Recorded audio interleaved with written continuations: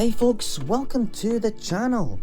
This red 50s car is cool, but first let's do the green one. This is a wee review of these two non-Lego cars which I added to the city. I bought them from a Bluebrixx store in Germany which sells various other non-Lego brands. So this green one, it's from ModBrix, and believe it or not, this only cost €6. It's unbelievable, it's like £4 or £5. Simple cardboard box, but the sleeve is nice with a good image of the car. It's set 107171 with 158 pieces, and it's called Americana 50s Coupe, which is pretty accurate. It's exactly what it is. What a lovely build. The dimensions are great. I love the trunk area at the rear, the slopes, the curved wheel arches. It's a lovely looking car. And it drives about just fine. Wheels and all the parts are indistinguishable from Lego. Honestly, the quality is perfect. The wheels at the front are placed where you'd think, but the ones at the rear are inset slightly so that they can have this covered tile on the top portion. And it works, it looks good, the curves flow well, you wouldn't even know the wheels were like that at first glance. And I think my favourite bit is the rear, it's very nice. I also like the use of the grey pieces, the side step, the handles, mirrors and bumpers and all that. It's a shame it doesn't have an opening boot or trunk. The front windows are a bit weird, they're old school trans clear pieces. I would swap this out for a single piece canopy, but it's fine. The roof does come off, which is nice. And that is a 1x6 stud trans clear plate. I've never seen one of those before. I honestly think the only reason to have this come off is to keep it off, as in convertible mode, it's very cool. And hey, let's pop a Lego figure in here, as the set doesn't come with one. Yeah, so I'd replace all this and make it a bit smoother and use different parts. I would probably adjust this interior and make it fit a figure a bit easier, but she goes in. And that's cool, although her head's quite high above the windscreen. I do also really like the look with the rooftop on, it's cool and sleek. As I said before, the quality of the parts is superb, and you can see here with the tiles, the only difference is it doesn't say Lego on the inside, otherwise it's exactly the same.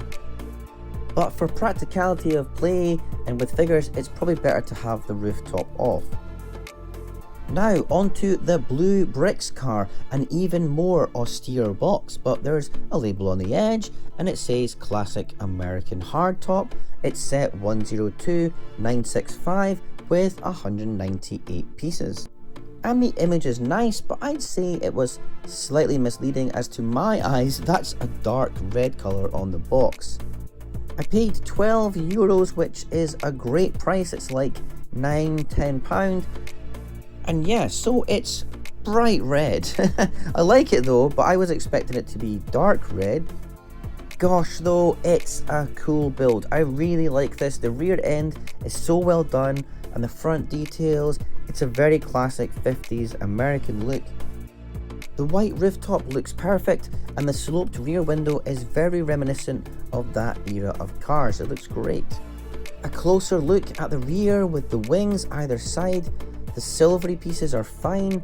It's a shame they're not more shiny or glossy like chrome, but hey, it's €12. The silver stripe down the side is good, but the front wheel arches are a bit too wide. And that's because, like the green one, they've inset the rear wheel, which they've done it quite a lot, and I don't like this as much. I think the front wheel could have done with being even just a half stud closer into the body, but when you look at the back, it's really lovely looking. The wheels look very nice. The techniques are not revolutionary, but it's a good, sensible and economic use of the parts to get the kind of look of the thing. Like I said, the chrome grills and all that would look fab in chrome, but honestly the silver is fine. And wow, for such a huge opening, the interior, it's crazy that this only fits one figure. And again, you can't put the rooftop on unless you push her right back, which also kind of shows how putting in another seat wouldn't work as there's no space. That's mental. Lego certainly would never do this, but I have to remember this is Bluebrixx, and essentially this set is aimed at adults and not kids, so playability and function isn't a key concern. Although, of course, it doesn't take much to modify this, and you can fit in a figure with hair and all that easily. So, side by side, these look nice together. It's good to get two interpretations of 1950s American cars. They suit each other. Mad to think though that the red one is double in price, but there's a little bit more of a complex build, but only 40 more parts. Anyways, I'm really happy to have them. They're unique for my city as they're not Lego, and it brings a bit of 50s glamour to the city. In future, I might actually use the instructions to build another one with Lego pieces in a different colour. We'll see what happens, maybe I'll do that in the future. The red one looks really nice in the street. I like the rear being more in view, so I'll place it driving down the street here. And there's a police car behind it there. Actually, maybe I need to move one of those police cars. I like to show off the nicest vehicles at the front, so I'll keep the green one here as it's currently my favourite, but I think I'll modify it and make it a convertible with a different windscreen. I think they're both great sets, but the value for money with the green one is unbeatable, and the red one's front wheel design is a bit off-putting, but I'd still rank these sets very highly and they're worth getting. And I'm already exploring other vehicles on the Bluebrixx website. There's so many cool vehicles. Probably going to get a Citroen 2CV, which will fit in great with my old school theme of Europe. Anyways, thanks so much for watching until the end, and I'll catch you in the next video. Bye!